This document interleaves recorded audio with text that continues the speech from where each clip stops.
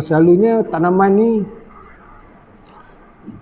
bergantung pada jenis tanaman, sebab selain jenis lain jenis pokok, lain serangga dia. So sebab tu selalunya kalau dalam pertanian dekat rumah ni, selalunya kita kena pelbagaikan jenis-jenis tanaman lah. Kita akan campur antara pokok-pokok seperti pokok bawang dengan pokok sayuran kita sebelah-sebelahkan dia, supaya bila serangga tu datang, dia dah ada bau yang dia tidak suka, seperti bau bawang putih ke. So dia takkan serang pokok serangga kita lah, pokok tanaman kita. Jadi bawang putih tu direbus ke, dipenyek ke, macam mana? Selalu kalau macam bawang putih selalunya kita akan blender lah. Blender kita akan dapat air dia. Air tu kita akan semur dekat tanaman kita. Serai wangi tadi? Sama juga. Semua benda yang berbau tadi tu, kita akan blenderkan dia, kita akan sembur kepada pokok kita ataupun tanaman kita. Mana tiap-tiap minggu guna buat lah?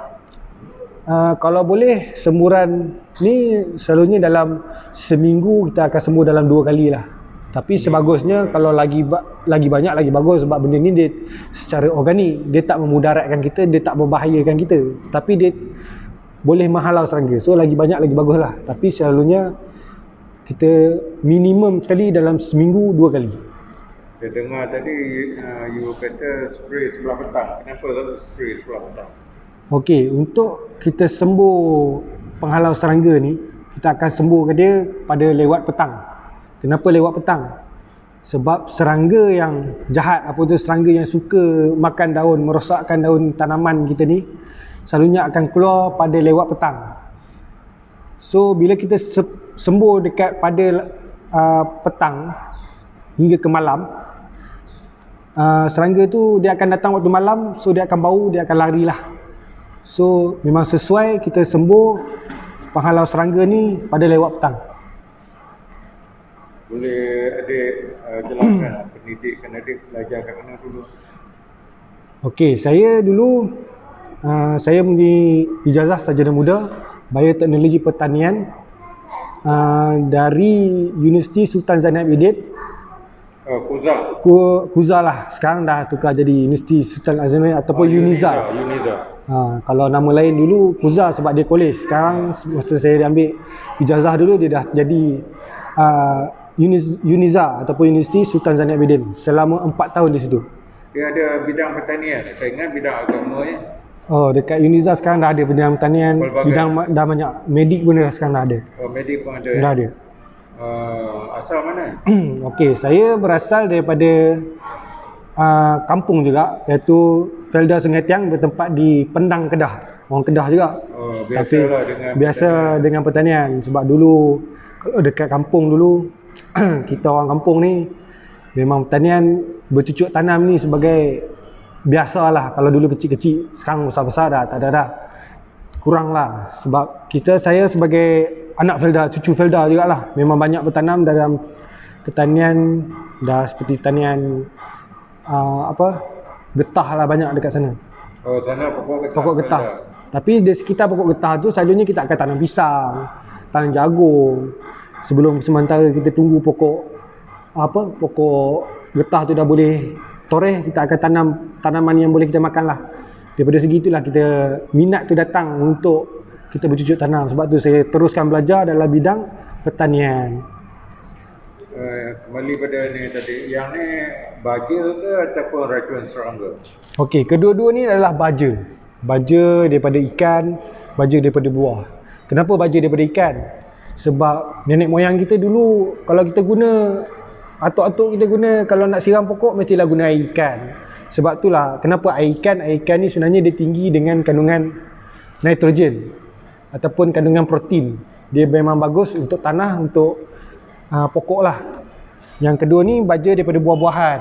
Buah-buahan ni seperti yang kita tahu, dalam buah-buah tu memang dah ada nutrien-nutrien untuk pokok yang berbuah lah. So cara lain juga dia guna konsep penapaian ataupun dia tinggi daripada segi kanji lah.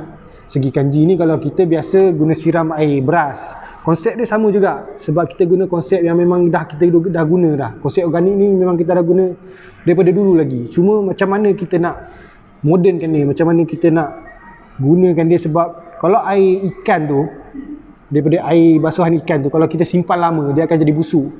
Berbeza dengan baja yang kita buat. Baja yang kita buat, walaupun sumber dia sama, tapi kalau kita simpan lama sehingga 6 bulan, baja ni dia takkan berbau busuk.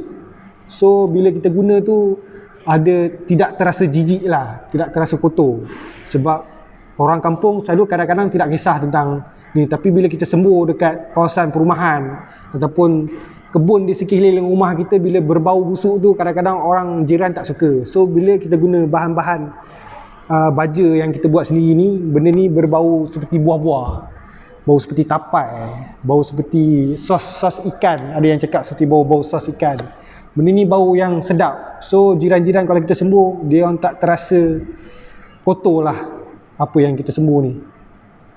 Yang selalunya kalau di kawasan pertanian yang datang lalat, banyak lalat. Macam ini lalat datang tak? Lalat dengan dia punya bau kan, bau. Okey.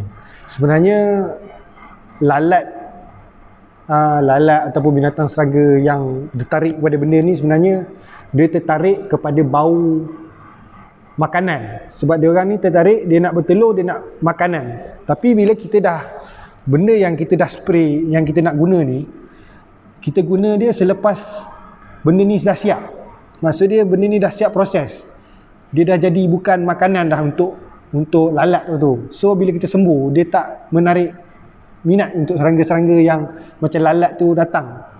Sebab apa? Sebab benda ni dia dah jadi baja. Dia bukan bau macam bau busuk, yang bau yang dia boleh makan. Selalunya dia tidak kurang tertarik lah kepada baja-baja yang kita pakai ni. Sebab dia dah proses. Proses dia panggil proses penapaian. Sebab kita simpan dia selama dalam 45 hari ataupun 21 hari. Ni panggil baju organik. Kita boleh panggil dia baju organik, ataupun yang first ni kita panggil dia IMO ataupun Indigenous Microorganism. Yang kedua ni daripada ikan, FAA, Fish Amino Acid. Apa beza dengan baja tai ayam? Dia orang kata organik juga baja tai ayam. Okey, baja kalau yang macam ni kita panggil baja dalam bentuk cecair lah. Baja suplemen ataupun booster daripada dalam bentuk cecair. Kalau baja daripada tai ayam, najis-najis tinja-tinja haiwan ni, dia di bawah kategori sebagai kompos.